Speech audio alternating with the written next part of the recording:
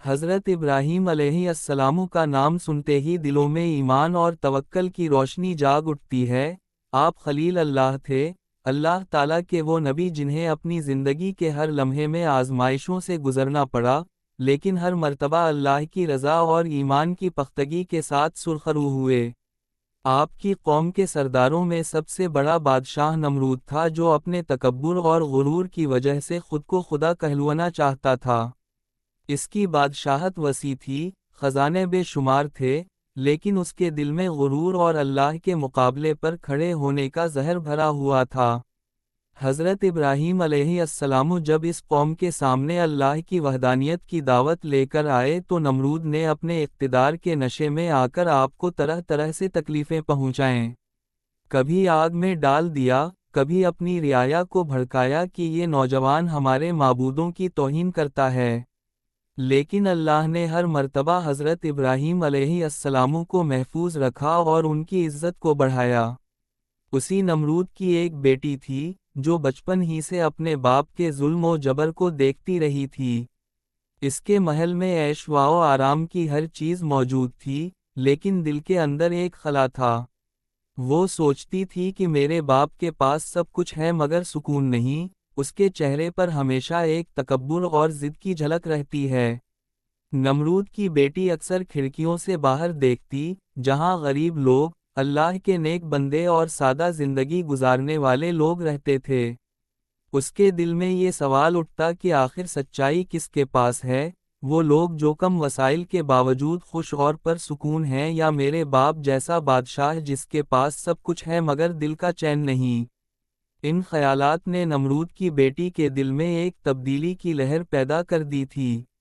جب حضرت ابراہیم علیہ السلام کا مناظرہ نمرود کے دربار میں ہوا اور آپ نے دلائل کے ساتھ توحید کا پیغام پیش کیا تو نمرود خاموش ہو گیا۔ اس کے پاس کوئی دلیل نہ تھی کہ سورج کو مغرب سے نکالے یا موت کو ٹال سکے۔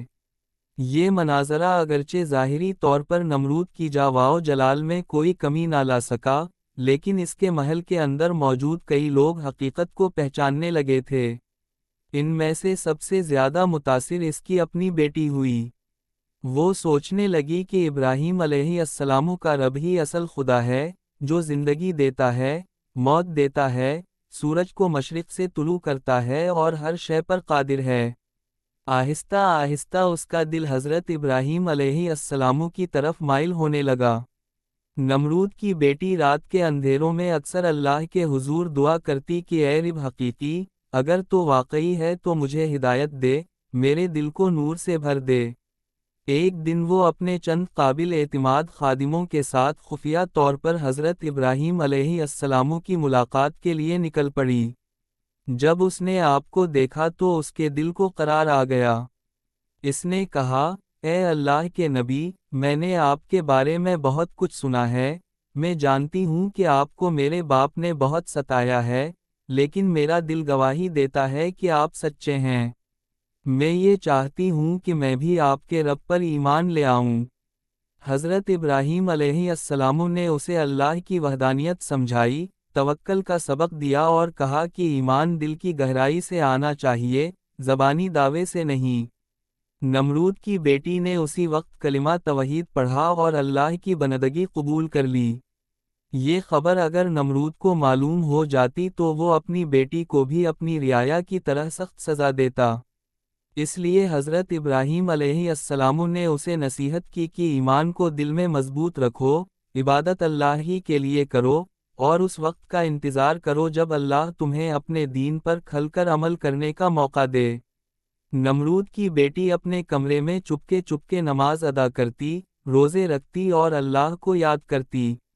اس کے دل کا چین واپس آ گیا، وہ سکون جو بادشاہت کے خزانے اور محلات میں نہیں تھا، اب اسے ایمان کے نور سے مل گیا تھا۔ دن گزرتے گئے اور نمرود کی سختیاں بڑھتی گئیں۔ اس نے حضرت ابراہیم علیہ السلام کو مزید اذیتیں دینے کی کوشش کی لیکن ناکام رہا۔ اس کی بیٹی ہر بار اپنے باپ کی ضد کو دیکھ کر اور زیادہ اللہ کی طرف مائل ہو جاتی۔ روایتوں میں آتا ہے کہ ایک وقت ایسا آیا جب نمرود کی بیٹی نے اپنی چند قیمتی اشیاء اور زیورات غریبوں میں بانٹ دیے۔ وہ جانتی تھی کہ دنیا کی یہ عیش و عشرت فانی ہے، اصل دولت وہ ہے جو اللہ کے ہاں محفوظ رہے گی۔ جب نمرود نے ایک دن اپنی بیٹی کے کمرے میں یہ تبدیلی دیکھی تو حیران ہو گیا۔ اس نے پوچھا، تمہارے چہرے پر یہ نور کہاں سے آیا ہے؟ یہ سکون کہاں سے مل گیا ہے؟ میں تمہیں دنیا کی سب آسائشیں دیتا ہوں، لیکن جو خوشی تمہارے چہرے پر ہے وہ مجھے کبھی نصیب نہیں ہوئی۔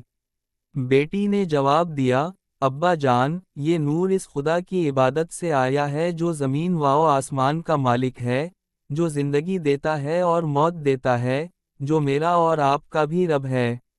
نمرود یہ سن کر غصے سے کانپ گیا، لیکن دل کے کسی کونے میں وہ جانتا تھا کہ یہی حقیقت ہے۔ اس نے اپنی بیٹی کو ڈانٹا لیکن سزا نہ دی، شاید باپ کی محبت رکاوٹ بن گئی۔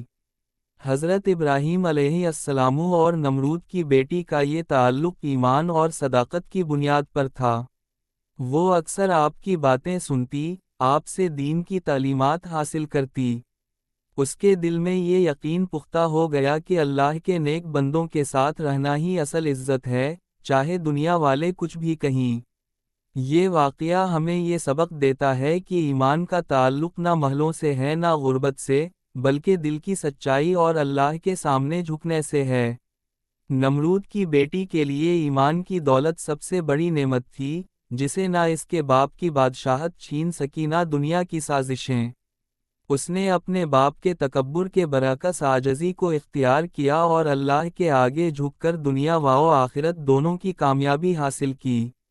یہ کہانی ہمیں بتاتی ہے کہ اگر انسان کو دل کا سکون چاہیے تو وہ صرف اللہ کی بندگی میں ہے۔ نمرود جیسا بادشاہ ساری دنیا کا مالک تھا لیکن چین سے محروم تھا، جبکہ اس کی بیٹی نے ایمان کی روشنی پائی تو حقیقی خوشی اس کے نصیب میں آئی۔ حضرت ابراہیم علیہ السلام کی زندگی کے یہ واقعات آج بھی ہمارے لیے مشعل راہ ہیں۔ جب ہم مشکلات میں ہوں تو اللہ پر بھروسہ کریں، جب دنیا کا جاواؤ جلال ہمیں مغرور کرے تو نمرود کا انجام یاد کریں، اور جب دل سکون سے خالی ہو تو حضرت ابراہیم علیہ السلام اور نمرود کی بیٹی کی کہانی یاد کریں۔ یہ کہانی ہمیں یہ سکھاتی ہے کہ اصل کامیابی ایمان کی پختگی میں ہے، دنیا کے عیش و عشرت میں نہیں۔